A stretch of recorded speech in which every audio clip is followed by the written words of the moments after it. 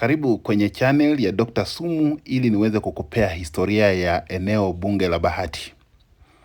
Eneo bunge la Bahati lililoko katika kaunti ya Nakuru lilitokana na maeneo ya jadi ya malisho ya jamii ya Tugen na maeneo ya chini ya vilima vya Menengai kabla ya kubadilika na kuwa eneo la makazi ya wakoloni wazungu wa Uingereza.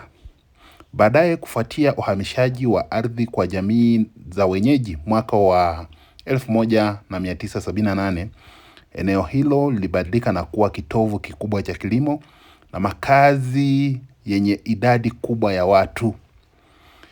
Historia ya eneo hili inatambulika kwa hatua muhimu zifuatazo. Enzi ya kabla ya ukoloni, eneo kubwa lililo jumuisha Bahati ya sasa hapa awali lilikaliwa na jamii ya Kalenjin.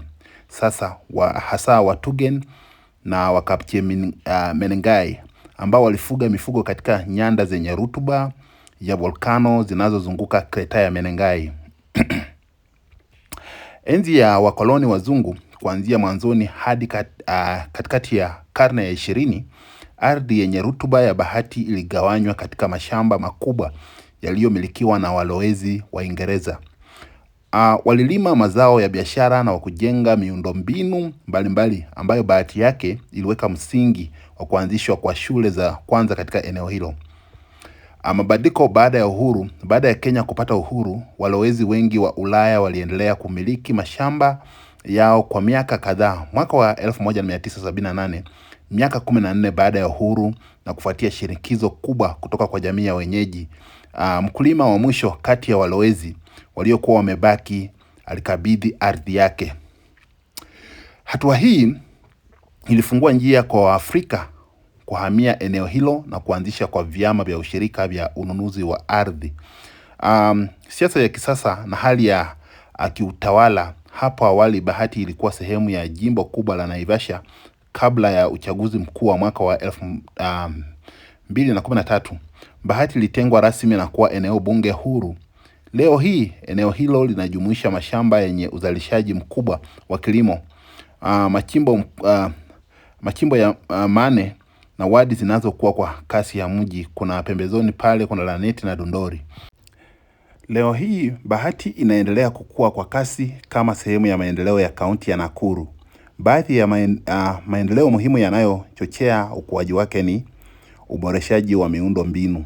Ujenzi wa upanuzi wa barabara za lami unaendelea, jambo ambalo limeimarisha mawasiliano kati ya Bahati na vituo vya biashara kama Dondori na Kabatini. Cha pili, utoaji wa hati miliki za ardhi. Serikali ya kaunti ya Nakuru imeanzisha zoezi la uhakiki wa ardhi na utoaji wa hati miliki ili kutatua migogoro ya ardhi iliyodumu kwa miaka mingi. Tatu, mpango wa nyumba za gharama nafuu ambayo wazungu wanaita affordable housing program. Bahati ni moja ya maeneo yanayotekeleza mradi huu mkubwa wa serikali. Awamu ya kwanza yenye mamia ya nyumba imekamilika, huku awamu ya pili ikianza mwaka wa 2025 na ikiendelea kujengwa. Ikiwa ungependa kujifunza zaidi, unaweza pia kufahamu kuhusu wabunge na viongozi wa sasa wa Bahati na pia maelezo ya ugawaji wa nyumba za mpango wa Boma Yangu affordable housing na mchakato wa sasa wa utoaji wa hati miliki kwa wamiliki wa ardhi katika eneo hilo la Bahati.